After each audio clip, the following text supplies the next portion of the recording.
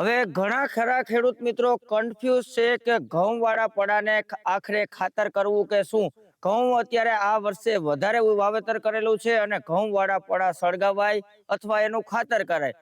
તો સળગાવવાથી શું નુકસાની જાય, ત્યારબાદ ખાતર કરવાથી શું ફાયદો થાય અને ખાતર કરવું છે તો કઈ રીતે ખાતર કરવું તે આ વિડીયોમાં આપણે સ્પષ્ટ કરવાના છે. બહુ સમજવા લાયક વસ્તુ છે. વિડીયોના અંત સુધી બન્યા રહેજો અને જો આ વિડીયો મારો ઉપયોગી હોય અને પસંદ આવે તમને તો વધુમાં વધુ શેર કરવાનો, લાઈક કરવાનો અને માર્ગદર્શન માટે તમે પણ મને કોમેન્ટ કરતા રહેજો. આગળના કોઈ વડીલો જે માર્ગદર્શન કરે એ પણ બહુ સ્પષ્ટ વસ્તુ છે, કારણ કે આપણે પણ કંઈક જાણવા માંગતા હોય છે. તો ખાસ ખેડૂત મિત્રો અત્યારે વિડીયોની શરૂઆત કરી રહ્યા છીએ ત્યારે અત્યારે આપણે તમે મારી પાછળ જોઈ રહ્યા છો કે અત્યારે આપણે પિયત હાલે છે. તો આપણે આમાં શું પ્રોસેસ કરી. હવે આમાં પ્રોસેસની એવી વસ્તુ છે કે ખેડૂતોને ક્યાં પાક વાવવા એ ઉપર થોડોક આધાર રાખે છે. તો હું આજે બહુ શાંતિથી સાંભળજો, તમારા માટે બહુ ઉપયોગી બનવાનું છે.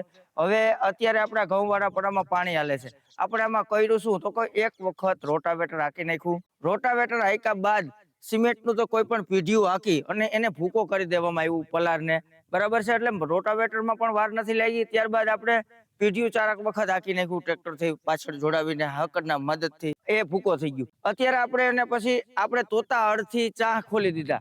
આપણે એક વિડીયો બનાવવા માટે તોતા હળના ચાના પતરા ફિટ કર્યા તો આપણે બધે લગાડી દીધા અને પિયતમાં નકર આપણે પારા વારીને પણ પાણી પાવું હતું. પણ તોતા પ્લાવમાં આપણે પતરા ફિટ કરી દીધા જેથી કરીને આપણે પાણી પાવામાં પણ સરળતા પડી ગઈ અને ઝડપથી હાલી ગયા, બરાબર છે. અને એ પણ જીપીએસ થી. હવે કહેવાનો અર્થ એ છે કે રોટાવેટર આખ્યું. રોટાવેટર આંકવામાં ઘણા એવા તકલીફ થાય છે કે ભાઈ ઢગલા ઢગલા થાય છે ઘવારના, મજા નથી આવતી, બરાબર રોટાવેટર નથી હાલતું. હું કામ તમારું રોટાવેટર બરાબર નથી હાલતું તો ઘણા ખેડૂત મિત્રો હજી જે હાર્વેસ્ટિંગ થઈ જાય, હાર્વેસ્ટર ચાલી જાય ત્યારબાદ જે એના પાછળ જે એનું પલાર નીકળે છે એ ઢગલા ફોરતા નથી, કારણ કે એ જથ્થો વધારે હોય ત્યાં. તો એ ઢગલા આપણે માણસો વડે એને ફોરાવી નાખવાના કે આડા આવડા વીખી નાખવાના પલારના. એટલે એક સરખું પલારના ઢગલા વીખી રોટાવેટર હાકી. રોટાવેટર મિત્રો હાંકવાની પણ ખાસ થિયરીના આપણે વિડીયો બનાવ્યા છે અને ખાસ કહેવાનું એ કે રોટાવેટર આપણે જે વેચાણ કરી છે ને એ નંબર 1 વસ્તુ હશે અને એ આપણા કૃષિ મોલમાં ખેતીના દરેક ઓજાર આપણે વેચી છે અને એ ચર્ચા આપણે આગળ કરશું. તમને એમ થશે કે આ પોતાની એડવર્ટાઈઝ કર્યા રાખે છે, નહીં. કહેવાનો અર્થ એ છે કે રોટાવેટર નહીં, કોઈ પણ ઓજાર આપણી પાસે બેસ્ટ છે. એક વખત કોન્ટેક્ટ કરજો, વધુ ચર્ચા આપણે કોલમાં કરશું. તો આપણે રોટાવેટર આપ્યું, ત્યારબાદ પીઢિયું હાકી નાખ્યું, ત્યારબાદ આપણે ચા નાખીને એને પાય. તો આને હેડાવવા માટેનો શું પ્રયત્ન કરવા, હેડવવું કઈ રીતે? તો હેડવવામાં આપણે આમાં આગળ ઉરિયા નાખી દીધું.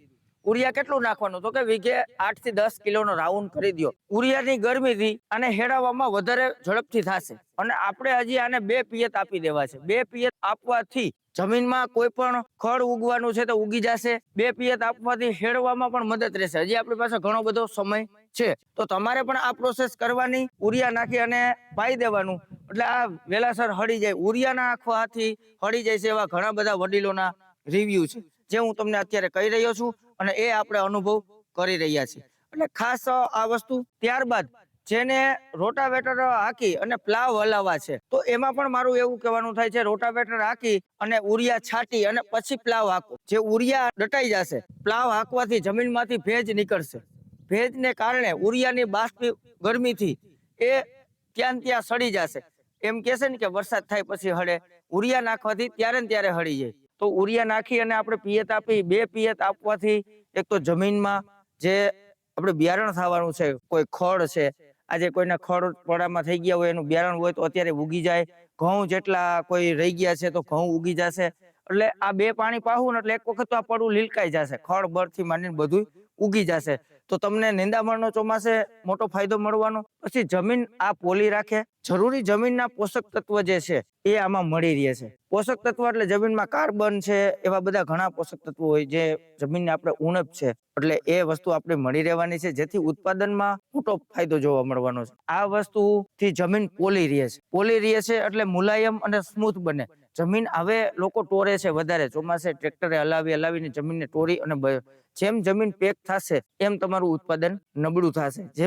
જેમ આપણે દિવાલમાં વ્હાઈટ જેમ દીપ પ્રગટાવી છે, જેમ એમાં ઓટોમેટિક તેલ હોય કે કોઈ પણ વસ્તુ જે ગ્રહણ કરે છે એ શું કામે કરે છે? જ્યારે એમાં આપણે રૂનો ઉપયોગ કરી, કોટનનો ઉપયોગ કરી ત્યારે એ દીવો સળગી શકે છે, એટલે પોચો છે ત્યારે. તો આપણા છોડને જે પોષક તત્વોની જરૂર છે, નીચે જમીન તમારી પેક થઈ ગઈ છે, તો એ છોડ પોષક તત્વો ખેંચી શકવાનો નથી, એની વૃદ્ધિ થવાની નથી. તમારા આ વસ્તુનું મેં બેસ્ટ ઉદાહરણ આપ્યું છે, જો તમે સમજી શકતા હોય તો. ખાસ ખેડૂત મિત્રો એ વસ્તુ તમે સમજી ગયા કે જમીન પોચી હશે તો ઉત્પાદન સરળ, આગળ જતા ઉત્પાદન પોચી જમીનમાં જ સારું થાય. કોઈ એમ કે હાર્ડ પેક જમીનમાં સારું થાય એવું નહીં. ઘણા એમ કે છે કે આપણે મગફળી છે ઊંડી ખેડ કરવાથી એમાં ફૂગ આવે. વાત સાચી છે કે ઊંડી ખેડ કરવાથી મગફળીમાં ફૂગ આવે છે, પણ ઓછી ખેડ કરો પણ એનાથી એક અમુક કેપેસિટી હોય છોડની કે તો પણ એ મૂળ શોષણ કરી શકે. તો તમારી જમીન તોડી નાખી છે, પેક કરી દીધી છે, નીચે લોઢું કરી દીધી, તો એ કડક જમીનમાં ફૂગ ના આવે એવું ના બને. એમાં ફૂગ ના આવે તો ઉત્પાદન પણ થવાનું નથી. એટલે જમીન પોચી, મુલાયમ અને સ્મૂથ હશે તો જ આપણે ઉત્પાદન સારું થશે. હવે મગફળી જે લોકોને વાવવું છે, આપણે પણ મગફળી વાવવી છે, એટલા માટે આપણે બતાવજો કે ઘઉંવાળામાં ઊંડી ખેડ નથી. જેને કપાસ વાવવો છે, માની લ્યો કે કપાસ એટલે કે ખીલા મૂળ વાળી વસ્તુ, કપાસ છે, એરંડા છે, તુવેર છે, તો એના માટે સારામાં સારો રસ્તો કયો? તો કે પ્લાવ, પલટી પ્લાવ. પલટી પ્લાવ હાંકવાથી શું ફાયદો મળે? આ એક ફેરે આછું રોટાવેટર સ્પીડમાં મારી પલટી પ્લાવ હાંકો એટલે ડૂચો અંદર વયો જાય. એમાં પણ ઉરિયાનો ઉપયોગ કરી અને પ્લાવ મારવાના, એટલે અંદરના ભેજને કારણે એ ડૂચો અંદર ને અંદર હળી જાય. પછી બીજા નંબરમાં કે આ પલટી પ્લાવ માંથી એમાં પણ નિંદામણ તમારું ઝીરો થઈ જાય, કારણ કે ફૂટ એક ફેરવી નાખે એટલે નિંદામણનો જે બ્યારો છે તમારો એ બધો ઊંડો વયો જાય, જે કેપેસિટી નથી કે નીકળી શકે. એટલે પ્લાવ ખીલામૂળ વાળી વસ્તુ હોય તો એનામાં પલટી પ્લાવ હાંકવા જોઈએ. અને જેને મગફળીને જે તે વસ્તુનું વાવેતર કરવું છે તેને આ રીતે પ્રોસેસ કરવી જોઈએ. હવે આ વસ્તુ તમને ડાયરેક્ટ લાભ મળવામાં એક વસ્તુ કહી દઉં કે જે ઘઉંવાળામાં મગફળી હશે, કાયદેસર એની પ્રોસેસ હશે તો તમારે કઈ કચરો નહીં રહે, ઉપાડો નહીં આવે, અને એમાં જે વજનદાર મગફળી, મોટો છોડ, મોટો ડોડવો થશે. આ બધા ફાયદા આપને જોવા મળે છે. તો મારું ખેડૂતોને એવો આગ્રહ છે કે આપણે ઉનાળામાં અત્યારે આપણી સિઝનમાં અત્યારે જેને ઉનાળુ પિત્ત ના હોય તો સાવ ફ્રી હોય, પાણી ફ્રી છે, તો આ પ્રોસેસ આપણે અત્યારે થોડીક કરી અને આપણી જમીનને સુધારેલી રહીએ, જમીન પતે નહીં, ઓછા ખર્ચે સારું ઉત્પાદન મળે. આજે તમે જે ડીએપી છે આપણે એનો ઉપયોગ કરી તો આપણે કેમ મોંઘું પડે છે, એ જમીનને નુકસાન પણ કરે છે. અને આ જે હેડવવાથી આપણો ખાતર બને છે, કુદરતી ખાતર, એને એકે પહોંચવાનું નથી. જમીન મુલાયમ પણ રહીએ, છોડના જરૂરી પોષક તત્વ પણ મળી રહીએ. ઘઉં વાળું પડવું, હું તો એમ કહું જાજે ભાગે ઘઉંની ખેતી વધારે કરવી જોઈએ. ઘઉંમાં ખોટી દવાઈઓ આપણે છાંટવી નથી પડતી, જેથી કરીને જમીન બગડતી પણ નથી. ઘઉં બે પ્રકારથી કામ કરે છે, એક તો જમીનને બગડતી અટકાવે છે અને બગડેલી જમીનને સુધારે છે. દવાઈઓ ઓછી જોઈ છે. માની લ્યો કે નફો ઓછો છે પણ આના ફાયદા જાજા છે. એટલે દર વર્ષે ઘઉં ના વાવો તો કાંઈ નહીં, પણ 2 વર્ષે તમારે જેમ તમે પાક બદલાવતા રહેશો વર્ષો વર્ષ, એમ તમારે છે ને બવાડું ક્યારેય નહીં જણવે, ઉત્પાદન સારું મળશે. મગફળી વાવવું એવું નહીં, એક વર્ષ કપાસ વાવવું, એક વર્ષ એરંડા વાવવું, એક વર્ષ તુવેર વાવવું, બરાબર. પછી જેને જેવી જમીન છે, જેવા મોલ થાય છે એ પ્રમાણે ડિસિઝન લેવું પડતું હોય છે.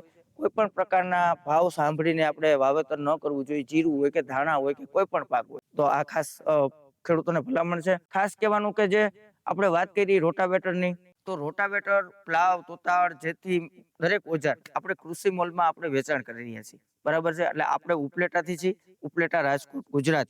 તો જે તે ખેડૂત મિત્રોને ટ્રેક્ટરને લગતા કોઈને ઓજાર ખરીદવા હોય તે એક વખત અમારો કોન્ટેક્ટ જરૂર કરે, વસ્તુ જાણે, સમજે, ત્યારબાદ આગળ વધે. કારણ કે વસ્તુ સ્ટાન્ડર્ડ વસ્તુ આપણે વેચાણ કરી રહ્યા છીએ. ખેડૂતોને ખાસ સંતોષ થાય એવી વસ્તુ અને સારા વ્યાજબી ભાવથી, ખોટા ભાવ પણ નહીં. તો એક વખત કૃષિ મોલનો પણ ઉપયોગ કરો અને આ વિડીયો પસંદ આવ્યો હોય તો વધુમાં વધુ શેર કરો. બસ આટલી ભલામણ છે.